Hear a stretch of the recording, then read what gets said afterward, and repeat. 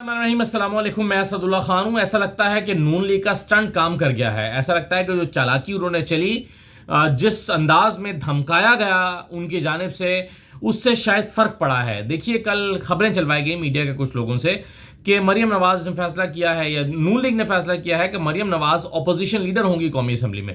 فیصلہ ہوا ہے کہ شہباز شریف صاحب کو بنا دیا جائے گا وزیر اعلیٰ پنجاب، اور مریم نواز اپوزیشن لیڈر بن جائیں گی۔ اب مریم نواز اگر اپوزیشن لیڈر بن جائیں گی تو اس کا مطلب ہے کہ حکومت تو نون لیگ نہیں بنا رہی۔ اس کا مطلب یہ ہے کہ یہ تو ایک بحران کی طرف صورتحال بڑھ رہی ہے، کیونکہ تحریک انصاف کو حکومت بنانے نہیں دی جا رہی۔ بنانے کیوں نہیں دی جا رہی؟ کہ ان کے پورے جو سیٹیں ہیں ان کی بنتی ہیں وہ دی نہیں جا رہی۔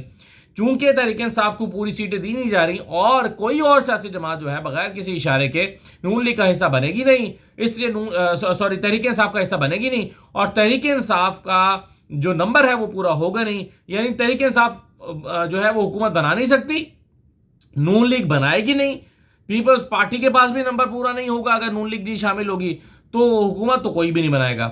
تو ایک آئینی بحران پیدا ہونے کا خدشہ تھا۔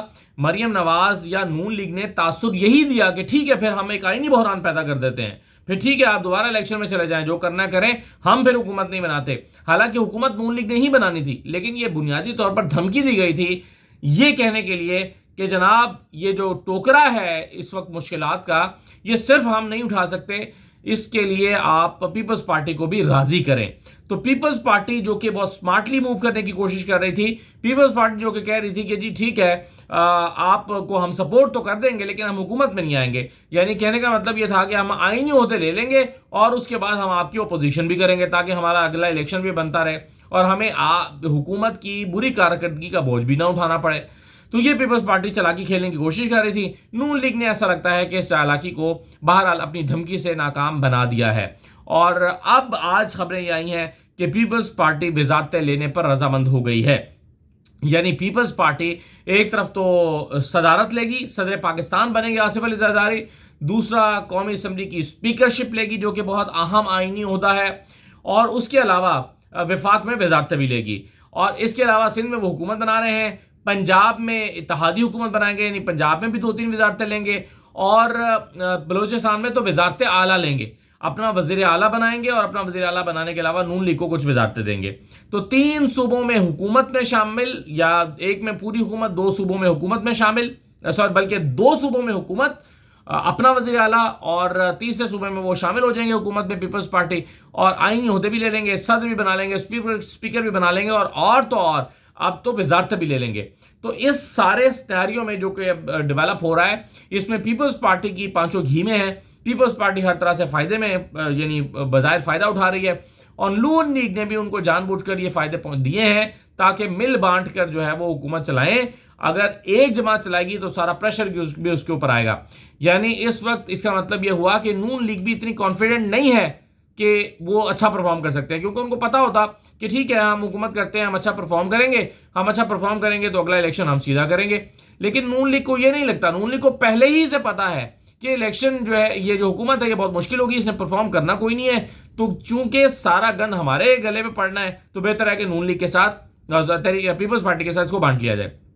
تو یہ پلان جو نون نے بنایا، اور وہ پلان جو ہے اس میں اب وہ کامیاب رہے ہیں، اور اب تقریباً یہ بس اب اناؤنس ہی شاید ہونا باقی رہ گیا ہے کہ پیپلز پارٹی یعنی کابینہ میں بھی شامل ہو رہی ہے، اور اس حکومت کا بوجھ دونوں مل کر اٹھائیں گے۔ اچھا، اس سارے فارمولے میں پھر مولانا فضل الرحمان نظر نہیں آ رہے۔ میں پھر کہوں گا، مولانا فضل الرحمان دکھائی نہیں دے رہے، اور ابھی تک ان کو جو ہے نہ منایا گیا ہے، نہ بٹھایا گیا ہے، نہ ان کے ساتھ کوئی حتمی طور پر بات چیت ہوئی ہے۔ اچھا، دوسرا جو بڑا مسئلہ تھا آج، وہ تھا پاکستان تحریک انصاف کا فیصلہ کرنا کہ وہ کس سیاسی جماعت کے ساتھ اتحاد کر رہے ہیں۔ تو پاکستان تحریک انصاف نے مختلف آپشنز پہ غور کیا ہے۔ ایک آپشن انہوں نے سب سے پہلے مجلس وحدت المسلمین ہے MWM، ان سے بات کی۔ اس کے علاوہ انہوں نے خیبر پختونخوا میں جماعت اسلامی سے بات کی۔ جماعت اسلامی کی بیل بھی منڈے نہیں چڑھی۔ پھر MWM کی تو وہاں پر کوئی سیٹ ہی نہیں ہے۔ پھر خیبر پختونخوا میں فیصلہ ہوا کہ ٹھیک ہے، ہم PTI سے مل جاتے ہیں، پاکستان تحریک انصاف پارلیمنٹیرین سے مل جاتے ہیں، اور اس میں شامل ہو جاتے ہیں اور اپنا وزیر اعلیٰ بنا لیتے ہیں، اور اس سے مخصوص نشستیں بھی مل جائیں گی۔ دیکھیے، مخصوص نشستیں لینا کیوں ضروری ہے؟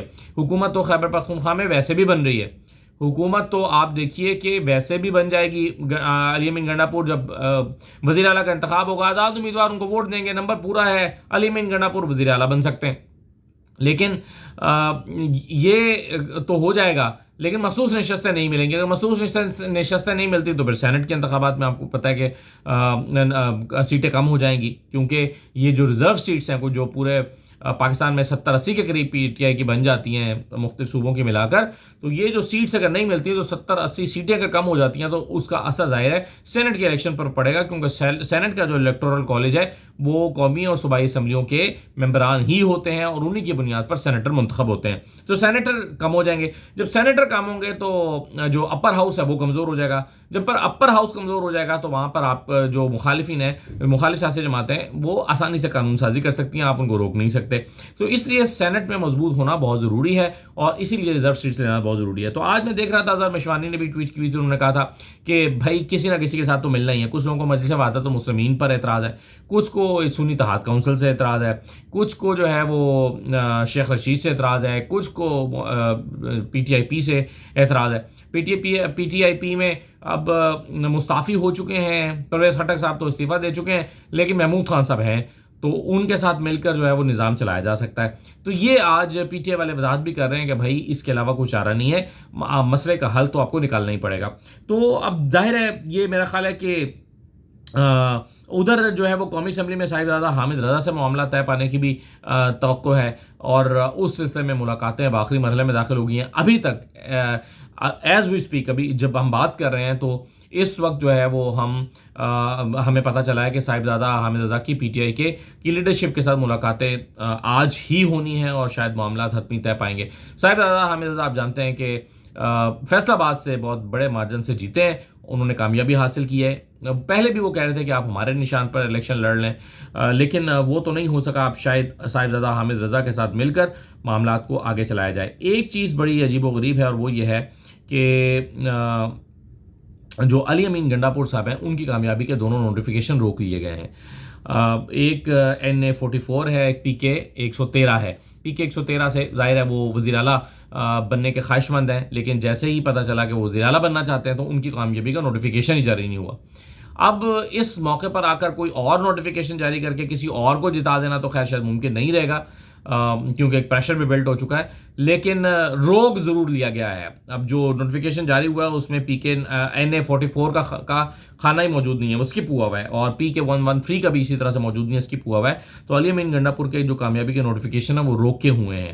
تو اب دیکھیے اس سلسلے میں جو کیا الیکشن کمیشن نے کیوں روکے ہیں اور الیکشن کمیشن کا مقصد کیا ہے، الیکشن کمیشن چاہتا کیا ہے، کیوں وہ روک رہا ہے، کیا اس کا کیا کوئی اور چاہتے ہیں کہ علی امین گنڈاپور وزیر اعلیٰ نہ بنے. تو یہ بھی ایک معاملہ ہے. دوسری طرف دیکھیں پنجاب میں میاں اسلم اقبال صاحب پہلے تو وزیر اعلیٰ کے وزارت اعلیٰ کے امیدوار ہیں.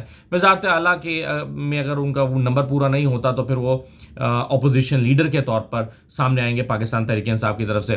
میاں اسلم اقبال ایک بہت ہی اچھا نام ہے کسی بھی پنجاب میں عہدے کے لیے، بلکہ ہم تو سمجھتے ہیں جب عثمان بزدار کو وزیر اعلیٰ بنایا جا رہا تھا اس وقت میاں اسلم اقبال کا نام بھی بڑا فیوریٹ طریقے سے چل رہا تھا، اور یہ کہا جا رہا تھا کہ میاں اسلم اقبال جو ہیں وہ وزیر اعلیٰ بنے.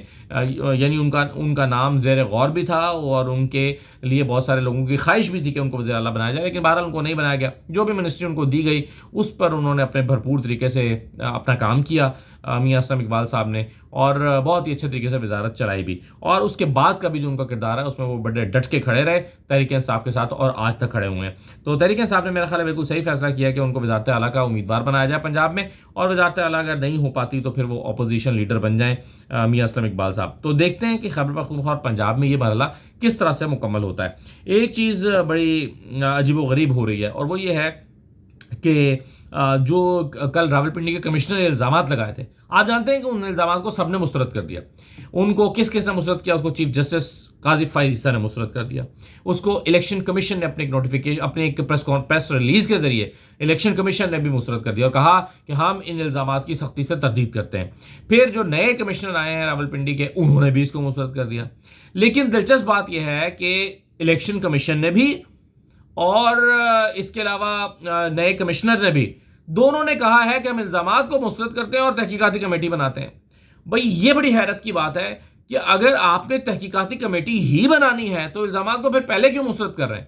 اور اگر پہلے الزامات مسترد کر ہی دیے ہیں، آپ نے کہہ دیا ہے کہ نہیں یہ غلط کہہ رہے ہیں، جھوٹ کہہ رہے ہیں، اس کا مطلب آپ کے پاس ایویڈنس موجود ہے، پھر تحقیقاتی کمیٹی بنانے کی ضرورت کیا ہے؟ تحقیقاتی کمیٹی بنائی کیوں گئی ہے؟ اور بھائی تحقیقاتی کمیٹی نے تو یہی تعین کرنا ہے نا کہ راولپنڈی کے کمشنر ٹھیک کہہ رہے ہیں، چٹھا صاحب ٹھیک کہہ رہے ہیں یا غلط کہہ رہے ہیں۔ اگر اب کمیٹی آج الیکشن کمیشن کا اجلاس بھی ہوا اور کمیٹی نے پیر سے اپنا کام شروع کرنا ہے، یعنی پاکستان میں تو یہ ہے نا کہ کمیٹی بنا دیں اور قیامت تک وہ پھر کمیٹی چلتی رہے گی۔ کمیٹی کے اجلاس جو ہے وہ 2-2 4-4 مہینے اجلاس نہیں ہوا کریں گے۔ اب کوئی ڈیڈ لائن اس کے لیے مقرر کی گئی ہے یہ مجھے نہیں پتا، لیکن بہرحال اگر ایک کمیٹی بنا دی گئی ہے پھر تو یہ معاملہ اللہ کے سپرد کر دیا گیا۔ اور ایسے میں آپ دیکھیے کہ یہ جو صورتحال پیدا ہوئی ہے اس میں ایک اور مذاق اڑے گا، یعنی آپ کمیٹیاں بنا رہے ہیں، تحقیقات کر رہے ہیں اور الزامات کو پہلے مسترد کر چکے ہیں۔ تو یہ عجیب سی نانسنس سی بات ہے کہ بھئی اگر آپ نے کمیٹی بنانی ہے تو پھر آپ مسترد کیوں کر رہے ہیں؟ پھر کمیٹی نے کرنا کیا ہے؟ بھائی کمیٹی یہی تو تعین کرے گی، پہلے ہی آپ نے مسترد کر دیا تو یہ کاغذی کارروائی ہے۔ کمیٹی ہمیں کہہ دے کہ یہ جی کوئی دھاندلی کا شواہد نہیں ملے، یہ ہمیں کچھ دن کے بعد کہہ دیا جائے گا، حالانکہ فیصلہ وہی ہونا جو آج سنا دیا گیا ہے کہ کوئی دھاندلی نہیں ہوئی اور غلط کہہ رہے ہیں ڈپٹی کمشنر۔ پہلے فیصلہ سنا دیا گیا پھر کمیٹی بنا دی ہے۔ یہ تو بالکل ایسے ہی ہے کہ میں کسی کا کوئی معاملہ ہو اور وہ دعویٰ کرے عدالت میں کہ جی یہ فلاں نے فلاں کو قتل کر دیا ہے، عدالت اس کو سزائے موت سنا دے اور کہے کہ چلیں ٹھیک ہے پھر اب ہم اس کو کیس کو بھی سنتے ہیں۔ پہلے سزائے موت سنا دے اور پھر کہے کہ ہم ٹھیک ہے قتل کے مقدمے کو بھی سن لیتے ہیں، گواہان کو بھی پیش کر لیتے ہیں، جرا بھی ہو جاتی۔ تو ترتیب تو ٹھیک رکھیں نا کم از کم اپنی، اگر آپ نے تحقیقات کرنی ہے تو کم از کم یہ تو کریں کہ پہلے اپنا فیصلہ نہ سنائیں پھر تحقیقات کر لیں۔ تو ایک عجیب سا مذاق بن کے رکھا ہوا ہے۔ آج میں ملیشیا میں ہوں، کوالالمپور میں، کل سنگاپور جاؤں گا، تو میں نے اب یہ ہمارا ایک ٹور گائیڈ تھا، اس نے جو ہے وہ ایسے ہی بریفنگ دیتے ہوئے پوچھا، اپنے سسٹم کو سمجھاتے ہوئے، جیسے آپ ایک جو ٹورسٹ کا گروپ ہوتا ہے ان کو سمجھاتے ہیں کہ ہمارے یہاں یہ پارلیمانی سسٹم چلتا ہے، یہ مونارکی کا نظام ہے، یہ صدر ہوتا ہے یا کنگ ہوتا ہے، وہ سمجھا رہے تھے۔ اور پھر انہوں نے کہا کہ اچھا آپ کے ہاں کیا ہوتا ہے؟ تو گائیڈ نے پوچھا کہ آپ کے ہاں تو بڑی عجیب سی بات ہوتی ہے کہ جو جیت جاتا ہے وہ بھی کنفیوز ہے، جو ہار جاتا ہے وہ بھی کنفیوز ہے، جو جیت جاتا ہے وہ بھی حکومت نہیں بنا پا رہا، جو ہار گیا وہ بھی حکومت نہیں وہ حکومت بنانے جا رہا، ہر کوئی کنفیوز ہے۔ اور پھر اس نے ہنستے ہوئے کہا، ایک لمبا کہکا لگایا اور پھر اس نے کہا کہ آپ لوگوں کا اور پاکستان کا تو اللہ ہی حافظ ہے۔ تو دیکھیں دنیا میں کیسے پاکستان کا مذاق بن رہا ہے اور ہمیں اس سے کوئی فرق نہیں پڑتا، ہمیں کوئی فرق نہیں پڑتا اس سے کہ دنیا ہمارے بارے میں کیا سوچ رہی ہے، ہمارے پارلیمانی سسٹم کے بارے میں کیا سوچ رہی ہے، ہمارا جو الیکشن ہے اس کے بارے میں کیا سوچ رہی ہے۔ یہاں بی بی سی کے نمائندے سے مرتضیٰ سولنگی صاحب نے جو مرضی آپ کہہ دیں، آپ کو بھائی جب سوال کا جواب نہیں ہے تو آپ یہی کہیں گے نا کہ آپ کے ادارے پر تو ہمارا ٹرسٹ ڈیفیسٹ ہے جی، ہم آپ کو جواب نہیں دیتے۔ اور بھائی یہ نہ دیکھو کون کہہ رہا ہے، یہ دیکھو کیا کہہ رہا ہے۔ کوئی سوال تو کر رہا ہے نا، اس سوال کا جواب تو آپ دے سکتے ہیں، اس سوال کا جواب تو دینا ہی چاہیے۔ تو ہمارے ہاں جو صرف تمام ادارے مل کر، یعنی آپ جس وزیر کو اٹھا لیں وہ آپ کو، اور وزیر اعلیٰ کو اٹھا لیں، پرائم منسٹر کو اٹھا لیں، ہر کوئی جھنجھلاہٹ کا شکار ہے، جس سے سوال کرو۔ کل جو عامر میر صاحب ہیں انہوں نے ایک اینکر کو الٹی سیدھی سنا کے سمر عباس صاحب کو فون بند کر دیا۔ وزیر اعظم پچھلے دنوں کاکڑ صاحب جو ہیں ان سے سوالات کیے گئے تو کاکڑ صاحب جو ہے وہ غصے میں آ گئے، انہوں نے کہا کہ جی یہ آپ کیسے سوال کر رہے ہیں۔ مرتضیٰ سولنگی صاحب سے آج بی بی سی نے سوال کیا تو غصے میں آ گئے۔ تو جواب کسی کے پاس چونکہ نہیں ہے تو اس لیے ہر کوئی جھنجھلاہٹ کا شکار ہے اور ہر کوئی اپنا روب جھاڑنے کی کوشش کر رہا ہے۔ دنیا ہمارا مذاق اڑا رہی ہے، دنیا کہاں سے کہاں نکل گئی، اور ہم ہیں کہ ہم اپنا ٹھٹھا اڑوا کر صرف اس لیے کہ ہماری انائیں بڑی ہیں، ہماری ضد بڑی ہے، ضد ہے کہ عمران خان حکومت میں نہیں آئے گا تو ضد ہے، بس اس ضد کا تو کچھ نہیں ہو سکتا۔ اجازت دیجیے، اللہ حافظ۔